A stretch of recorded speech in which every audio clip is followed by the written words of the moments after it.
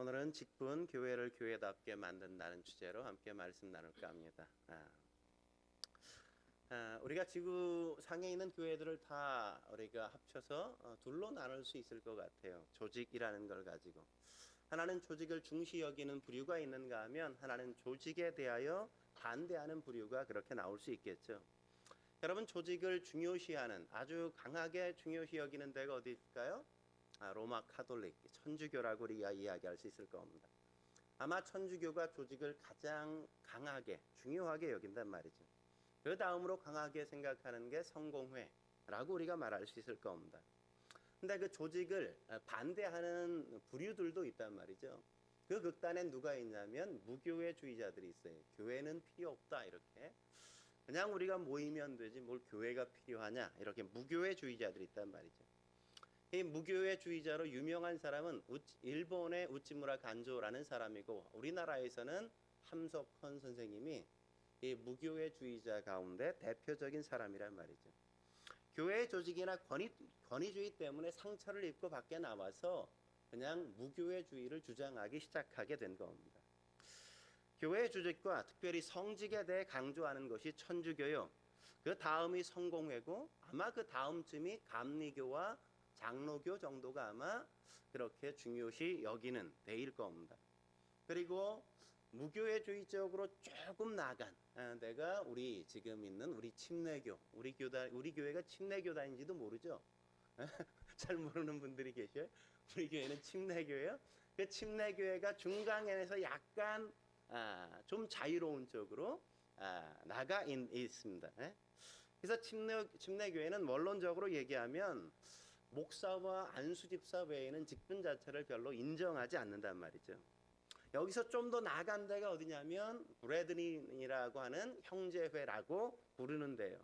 형제회에는 목사도 없고 장로도 없고 권사나 뭐 집사 이런 것들이 하나도 없어요. 다 동일한 성도이기 때문에 예배 중에 누가 일어나서 그냥 설교하면 그 사람의 설교를 듣는 거고, 누가 그냥 일어나서 기도하면 그 사람이 그냥 기도자가 되는 거예요. 그렇게 다 성령의 인도하심을 따라서 예배를 드리는 게 그 형제회의 예배란 말이죠. 퀘이커 교도들 역시도 이 형제회와 거의 비슷한 그런 예배와 그런 구조를 띠고 있단 말이죠. 그러나 사실 여러분, 조직과 직분이라는 것은 하나님께서 세우시고 하나님께서 만드신 것이란 말이죠. 근데 그걸 시행하는 중에 생긴 부작용을 우리가 혼돈하는 바람에 무교회주의로 극단으로 다시금 나아가게 된 겁니다. 그래서 오늘 우리가 이 본문이 참 중요한 본문이고, 이 본문을 우리가 잘 이해해야만 교회의 조직을, 교회란 그림을 제대로 이해할 수 있단 말이죠. 오늘은 이 본문을 함께 살피면서 몇 가지 질문을 던지고 거기에 대해서 답을 하는 것으로 우리가 한번 말씀을 나눌까 합니다. 첫 번째 질문은 뭐냐? 이거예요. 교회의 조직과 직분은,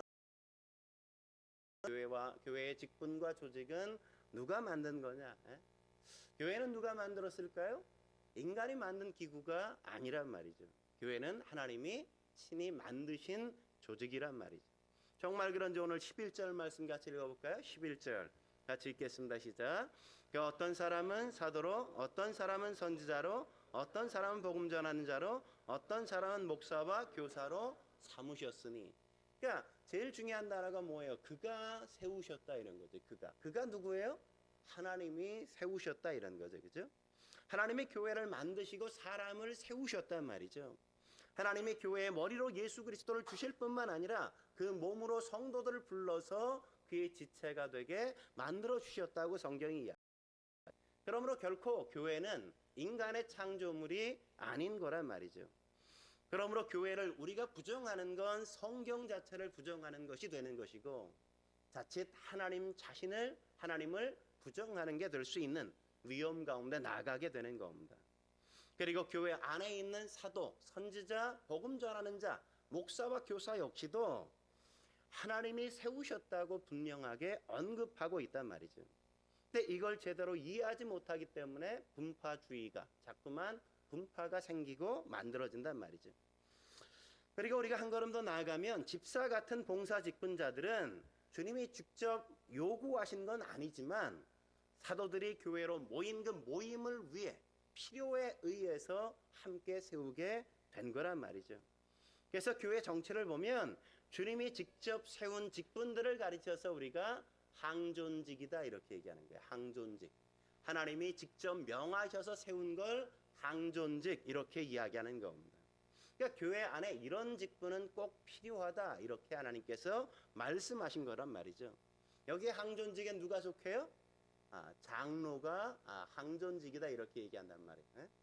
근데 장로교와 침례교가 약간 달라요. 이 장로에 대해서 장로교는 가르치는 장로인 목사와 권면하는 장로인, 목양하는, 돌보는 장로인, 우리가 이 보편적으로 아는 그 장로, 이렇게 둘로 나누어서 성경의 장로를 해석하는 반면 우리 침례교회에서는 성경이 말하는 장로는 다 목회자를 가르치는 것이다. 목사를 이야기하는 것이다. 이렇게 해석의 차이가 약간 있단 말이죠. 그런 반면에 해마다 임명하는 우리 서리 집사는 교회가 그 행정관리나 봉사의 필요에 의해서 그때그때 정한 직분이기 때문에 우리가 임시직이다 이렇게 이야기하는 거예요. 임시직이다 이렇게 얘기한단 말이에요. 그래서 임시직, 항존직이라는 표현을 우리가 들을 때 조금 기분이 상할 수 있지만 거기에는 이런 역사적인 이유와 이런 성경적인 배경이 깔려 있는 게 참 재미있는 거란 말이죠. 교회에 꼭 있어야 되는 어떤 직분, 하나님이 교회를 만들어 놓고 꼭 교회엔 이런 직분이 있어야 되겠다 하신 게 바로 항존직이요. 교회가 필요에 따라서 만들게 된 직분이 바로 우리가 이야기하는 임시직이라는 겁니다. 근데 여기서 중요한 게 뭐냐? 우리가 반드시 기억해야 될 사실은 이거예요. 12절 말씀 같이 읽어볼까요? 12절 같이 읽겠습니다. 시작. 이는 성도를 온전하게 하여 봉사의 일을 하게 하며 그리스도의 몸을 세우려 하심이라. 이 모든 직분을 세우신 이유가 뭐냐? 왜 하나님께서 이 직분을 세우게 만드셨는가? 그건 뭐 때문이라고요? 성도를 온전하게 하여 그리스도의 몸을 세우기 위한 것이라고 성경이 말씀하고 있단 말이죠. 그런 것이지 그 직분을 받은 사람이 빛나라고, 그 사람이 영광을 받으라고 그 사람을 세우신 게 아니라는 걸 우리가 중시해야 돼요. 여기부터 정말 신경질 나는 일이 많이 생기게 되어진 거죠. 이것 때문에 뿌리 난 사람들이 무교회주의로 나가고 형제로 나가서 교회가 자꾸만 분파가 생겼단 말이죠. 그러나 그런 걸로 서로 구별할 필요가 없단 말이에요. 어디가 잘하는 거냐 할 때 어디가 잘하는 거라고 굳이 말할 수가 없단 말이죠.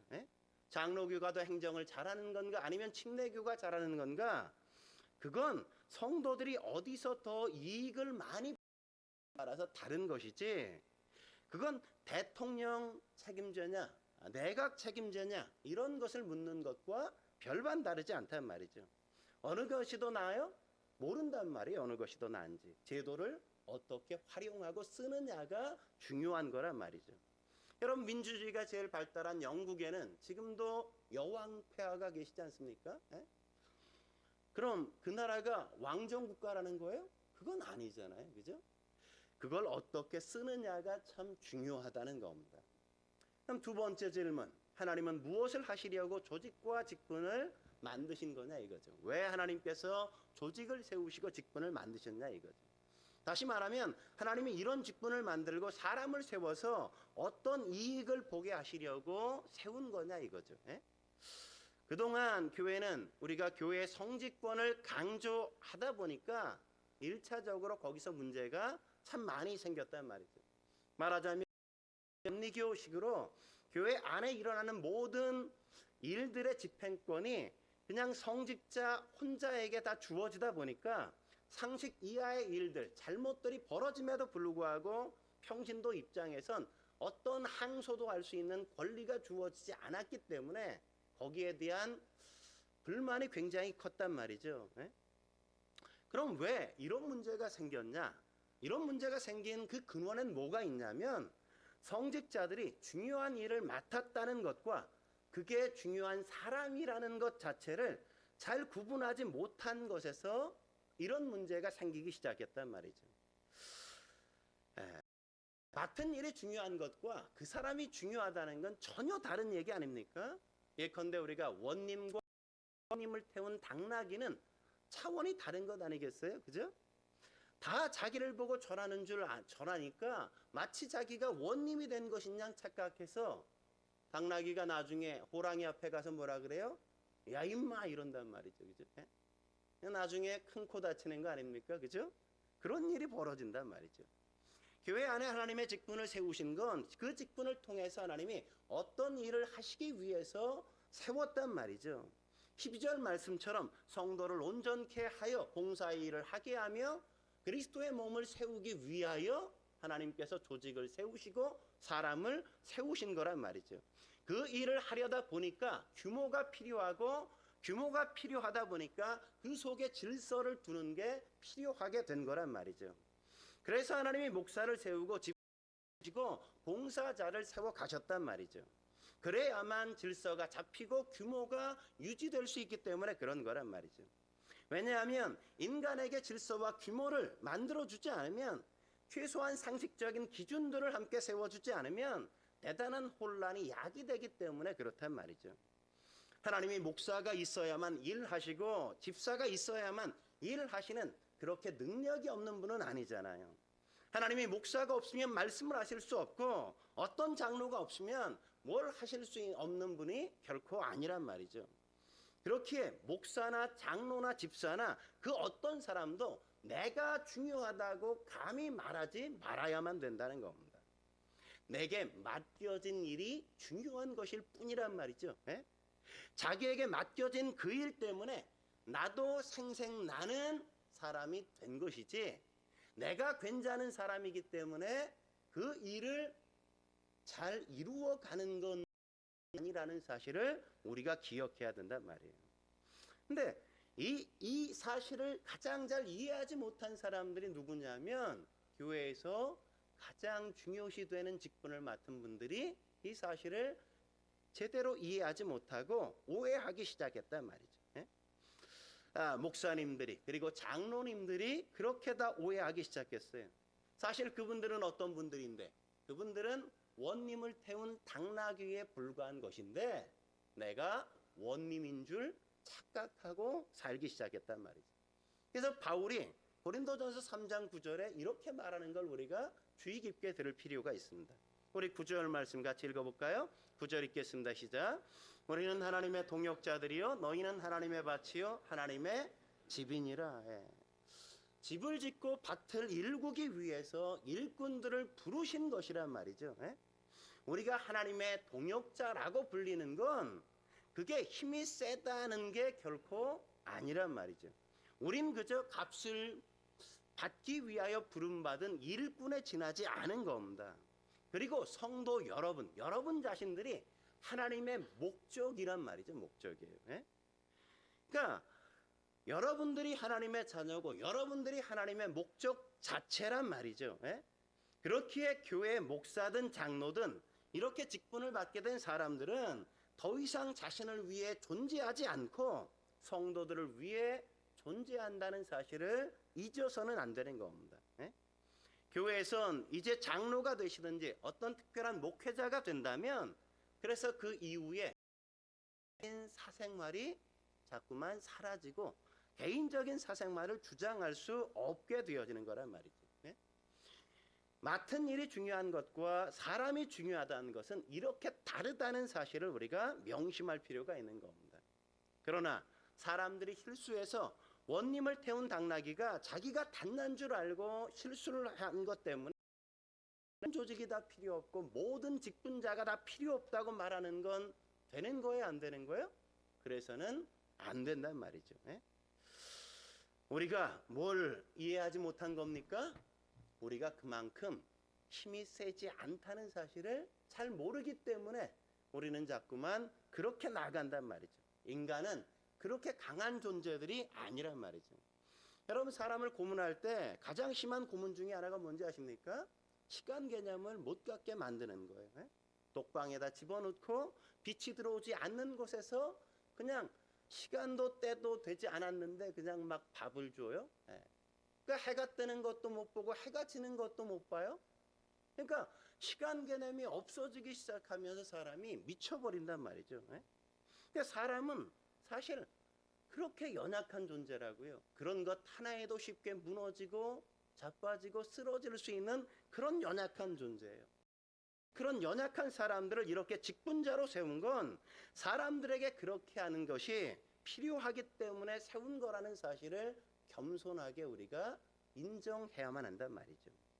그렇게 신앙생활에서나 삶을 살아가면서 목회자의 영적인 지도를 받는 게 무엇보다도 필요한 거란 말이죠.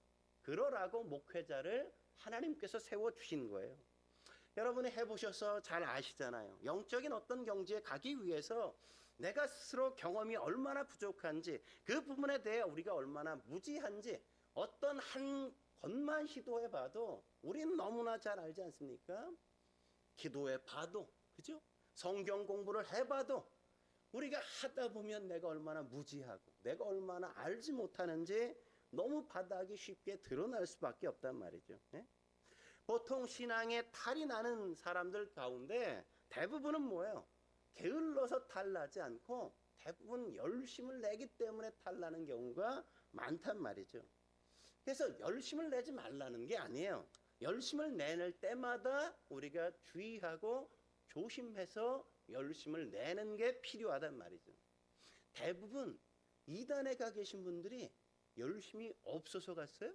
아니에요. 열심히 지나쳐서 2단까지 가게 됐단 말이에요. 2단까지 간 거예요. 까지 간 거예요. 예?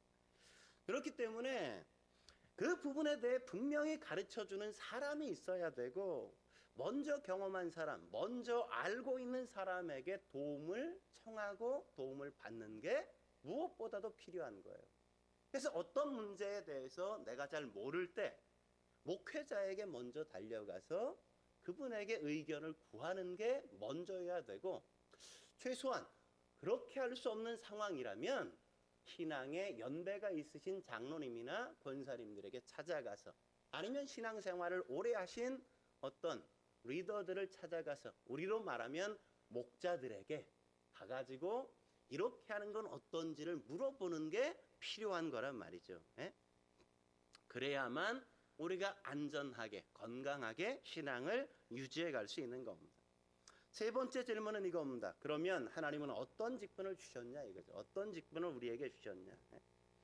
우리가 지금까지 확인한 게 뭡니까? 교회는 예수 그리스도가 머리가 되셔서 우리를 각 지체로 불러주셨다고 이야기한다는 사실이죠. 그죠? 이게 굉장히 중요한 겁니다. 우리를 교회에 각 지체로 불러주셨단 말이죠. 물론 교회를 보면 두드러진 직분을 맡는 사람들이 있기도 하고 그렇지 않은 사람들이 대부분이란 말이죠. 그죠? 두드러진 직분 누가 있어요? 뭐 목사 같은 경우. 그죠? 누가 있어요? 우리 용선 집사같이 찬양 인도자. 이런 사람만 두드러지지 대부분의 직분은 거의 뭐 그런 게 있는지 없는지 내가 왜 여기 있어야 되는지 그냥 대부분의 직분은 잘 알지 못하는 그런 역할과 그런 지체의 역할을 다 하고 있단 말이죠. 그렇게 우리가 명심해야 될 게 뭡니까? 우리 각 사람은 교회의 관중이 아니라 지체로 어떤 기능을 하도록 부름받았다는 사실을 결코 놓쳐서는 안 된단 말이죠. 아무런 기능을 하지 않는 성도가 있을 수 있어요, 없어요? 없단 말이에요, 없단 말이에요. 누구까지? 우리 여름이까지. 여름이가 얼마나 큰 일을 해요, 그죠? 여름이가 제일 아무런 힘도 없고 아무런 능력도 없고 아무것도 하지 못하는 그 존재인데, 여름이가 교회에서 제일 화려하게 제일 큰 일을 하고 있는 걸 우리가 보지 않습니까? 그죠? 그렇단 말이에요. 우리가 조금 각도를 달리해서 보자면 11절에 언급되어 있는 이 직분자들, 이 직분자들은 교회의 지체가 어쩌면 아닐 수도 있다는 사실을 우리가 기억할 필요가 있는 거예요. 어쩌면 여기에 나와 있는 11절에 언급된 직분들은 자녀가 아니라 가정교사처럼 존재하는 사람들이란 말이죠. 사도나 선지자나 목사나 교사의 일을 시키기 위해서 부름받은 사람들이지, 목사는 오히려 실제적으로 그 역할이 몸 안에 있지 않을 수 있단 말이죠. 실제적인 몸은 누구예요? 성도 여러분 자신들이라고 해. 교회는 누구예요? 여러분이지 제가 교회가 아니란 말이에요. 아니란 말이에요. 여러분이 교회인 겁니다. 여러분이. 목사는 그런 의미에서 몸의 지체가 아닐 수 있는 겁니다. 목사는 오히려 성도들의 몸의 지체로 정확한 위치를 가르쳐주고 그들의 책임을 완수하게 만들어주고 그들을 온전하게 주님의 사람으로 세우는 역할을 할 뿐이란 말이죠. 그러니까 중요한 건 누구예요? 여러분이 제일 중요한 거예요. 성도보다 중요한 사람은 세상에 존재하지 않는단 말이죠. 그래서 교회는 목사가 하는 게 아니라 교회로 부르심 받은 모든 성도 자체가 교회일 뿐만 아니라 교회를 규정하는 건 역시 여러분이 어떻게 결정하고 어떻게 하나님을 섬기느냐에 따라서 교회의 모양이 달라지는 거란 말이죠. 여러분이 어떻게 하나님을 위하여 사역하는가, 헌신하는가, 여러분의 능력치에 따라서 교회의 능력은 달라지는 것이란 말이죠. 근데 오늘날 교회가 어떻게 되었어요? 그 교회 목사가 누구냐에 의해서 좌우되는 것처럼 그렇게 변해버렸단 말이죠. 무슨 교회 그러면 어떤 목사님, 이게 그냥 너무 보편화되지 않았습니까? 그 목사가 얼마나 많은 성도들을 모았는가, 그거에 따라서 그 목사가 설교를 잘하는가 못하는가를 판단하게 되어버린 게 오늘날의 교회의 모습 아니겠어요?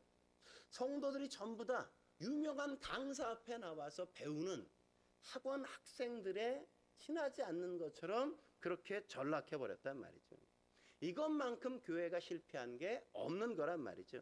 이건 목사가 그냥 헌금을 갈취해서 토낀 것이나 아니면 목사가 어떤 여성도와 눈이 맞아서 어떤 그릇된 일을 행한 것만큼 그것보다도 훨씬 더 잘못되고 있는 교회의 모습이란 말이죠. 오늘 본문의 교회가 뭐라고 이야기합니까? 이렇게 이야기하죠. 7절 말씀 같이 한번 볼까요? 7절 같이 읽겠습니다. 시작. 우리 각 사람에게 그리스도의 선물을 분량대로 은혜를 주셨나니. 그리고 11절 그가 다음에 단어 하나가 빠져 있어요. 어떤 단어? 친히라는 단어가 여러분의 성경엔 없을 거예요. 그죠? 11절에는 이렇게 되는 겁니다. 그가 친히 어떤 사람은 사도로 세우고 어떤 사람은 선지자로 세우고 어떤 사람은 복음 전하는 자로 세우고 어떤 사람은 목사와 교사로 각 사람을 다 그렇게 세우셨단 말이에요. 누가? 그분이 친히 세워주셨다고요. 그러니까 여러분이 하나님이 여러분에게 각자 주신 직분이라는 사실, 나에게 주신 역할이 다 있다는 사실을 우리가 놓쳐버리고 잊어버리면 안 된단 말이죠. 여기에 있는 11절에 나온 이 직분들은 대표적인 것을 몇 가지 언급할 뿐이지 이거보다 더 많은 직분들, 여러분만큼이나 다양한 직분들이나 역할들이 교회 안에 무수히 많게 있게 되었단 말이죠. 그러니까 직분이 없는, 역할이 없는 성도는 없다고요. 없어요. 예를 들면 이런 겁니다. 예전에 우리가 의학계에서 맹장이 필요 없는 거다 그래서 맹장을 한때 막 떼버렸지 않았습니까?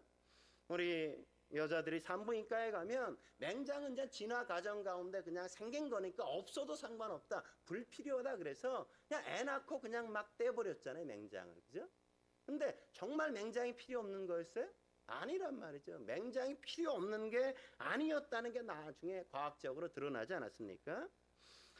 또 하나, 예전에 편도선 같은 경우도 마찬가지죠. 편도선이 자꾸만 부으니까 사람들이 불편해요. 이 편도선이 별로 필요 없는 것처럼 보였단 말이죠. 그래서 한때 그냥 편도선 다 떼어버리자, 그리고 막 떼었어요. 근데 나중에 보니까 이 편도선이 그냥 없어도 되는 게 아니었다는 사실을 과학적으로 다시 한번 발견하게 되었잖아요. 인간이 진화 과정에서 생긴 거라면 잘라준다고 해도 무방하지만 하나님의 창조물이라면 이 모든 것들이 그냥 존재하는 게 아니라는 걸 우리가 명심해야죠. 이처럼 우리 몸 중에 우리가 그 기능이 뭔지 모르는 게 너무나도 많이 있지 않습니까? 왜 있는지 모르는 게 참 많단 말이죠. 그렇다고 우리가 그게 쓸데없는 거라는 거예요? 그게 아니죠. 그죠? 뭐예요? 우리가 무식해서 아직 그 기능을 잘 모르는 것일 뿐인 거죠. 그죠? 여러분, 여러분, 허리가 있다는 걸 알 때가 언제예요? 있다는 게 아는 게 정상이에요? 모르는 게 정상이에요? 허리가 있다는 걸 모르는 게 정상이죠. 그죠? 허리가 있다는 걸 느끼는 때는 언제예요? 내가 허리에 통증을 느낄 때, 아플 때. 그죠? 허리가 여기네. 이렇게 허리에 손이 간단 말이에요. 자꾸 내 손이 목 뒤로 자꾸만 가면 그 사람은 건강에 이상이 생겼다는 거란 말이에요. 그냥 병원에 꼭 가봐야 돼. 이렇게 가면. 여러분, 사랑니가 있다는 걸 언제 발견했어요? 평소에 여러분 알았습니까? 내가 사랑니를 가졌다는 걸? 몰랐어요. 근데 사랑니가 썩고 아프기 시작하자, 왜 아이가 아프지? 병원에 갔더니 사랑니가 썩었대. 저 사랑니가 있었어요?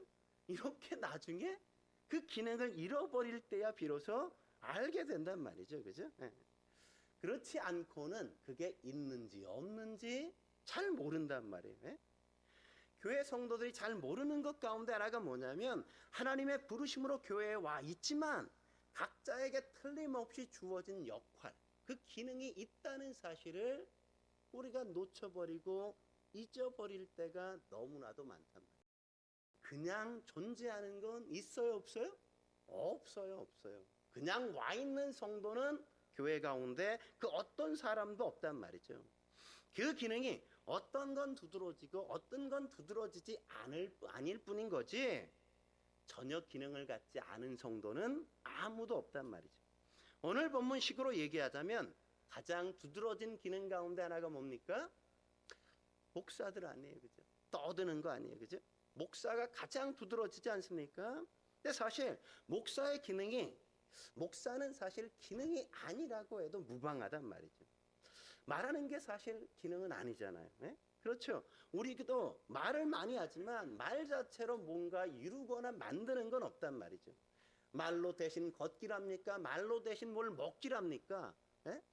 그러나 말이 있어야 먹는 것도 가는 것도 그가 대화가 되고 소통이 돼서 가능하게 되는 거죠. 그죠? 정작 가는 건 발로 가는 거고, 정작 먹는 건 우리가 손을 뻗어서 집어다가 입에 넣어서 이빨이 씹어야 우리가 목 안으로 들어가서 먹게 되는 일이 있게 된단 말이죠. 말로 하면 힘든 게 뭐가 있어요, 그죠? 우리 성일 집사 말로 하면 벌써 사업 삼성보다 더 큰 기업이 됐을지 어떻게 알아요, 그죠? 말로 해서 안 될 사람이 어디 있어요, 그죠? 말로 하면 여기 있는 사람보다 축구 더 잘할 사람이 어디 있어요? 다 메시고 다 호날두죠, 그죠? 말로 하면 다 그런 거예요, 말로 하면. 그러나 그게 아니란 말이죠. 목사란 어떤 의미에서 말쟁이에 불과할 수도 있는 겁니다. 말로 여러분들을 정당한 진리의 길로, 지식의 자리로 초대하고 말씀을 가르치고 훈계해서 여러분을 충만하게 하고 보다 더 성숙한 자리에 이르도록 안내하는 게 목사가 해야 될 역할이란 말이죠. 그것 외엔 목사가 해야 될 일이 아무것도 없는 거란 말이죠. 그 나머지는 성도들이 각 위치에서 자기의 주어진 역할을 찾아서 봉사하고 섬기고 교회의 교회됨을 함께 만들어 가는 것이라는 사실을 우리가 놓쳐버리면 안 된단 말이에요. 네 번째 질문은 이겁니다. 교회 안에 얼마나 많은 그런 기능이 있냐 이거예요. 얼마나 많은 기능이 있냐. 여러분, 가장 중요한 사실이 뭔지 아십니까? 드러나지 않은 일, 숨겨진 일, 그것보다 중요한 건 없단 말이에요. 그만큼 필요한 사람은 없는 겁니다. 그러니까 우리로 말하면 주일날 딱 여기에 주일 예배가 그냥 드려지겠어요? 보이지 않는 곳에서 땀 흘리고 수고하고 헌신한 사람들의 헌신이 없으면 이렇게 모여서 함께 이 예배가 이루어질 수가 없단 말이죠. 그죠? 누군가 청소하지 않으면, 누군가 미리 와서 찬양 연습을 하지 않으면, 누군가 식사를 준비해 주지 않으면, 누군가 설교를 준비하지 않으면, 보이는 데서 드러나지 않는 곳에서 수고하고 헌신하고 애쓰고 노력하는 사람들이 없으면 주일날 함께 모이는 이 자리는 그게 아니란 말이죠. 여러분 우리 몸에 가장 필요한 게 있다면 뭐라고 여러분 생각하세요? 뼈가 제일 중요할까요? 살이 제일 중요합니까? 아니면 피가 제일 중요해요? 아니면 신경이 제일 중요할까요? 뭐가 제일 중요하다고 여러분 생각되세요? 네? 어떤 게? 네?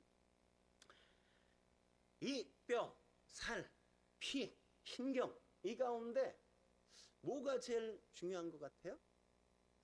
사실 중요한 게 뭔지 우리가 말할 수 없죠, 그죠? 어디 뭔가 좀 병이 걸려봐야 뭐가 중요한지를 우리는 나중에 깨닫게 되어지죠, 그죠?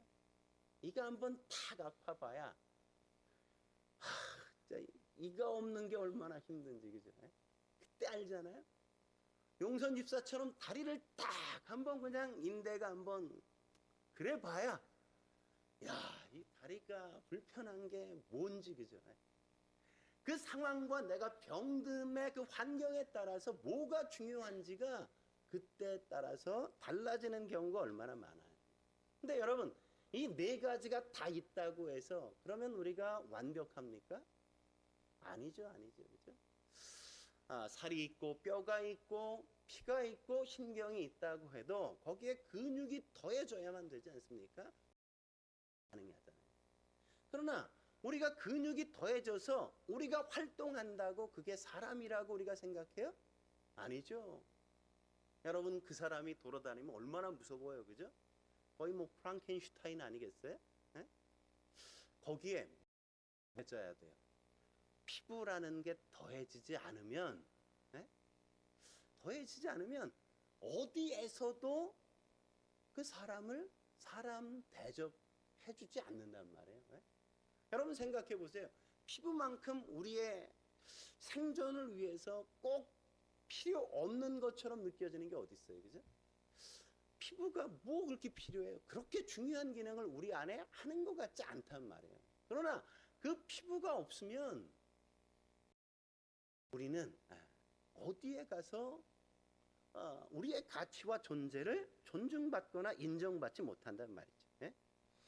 그래서 우리가 어떻게 합니까? 이 피부 가운데에서도 얼굴 맨날 1시간씩 앉아가지고 얼마나 찍어 바르고 얼마나 이 피부 관리를 애쓰고 신경 써요, 그죠? 예?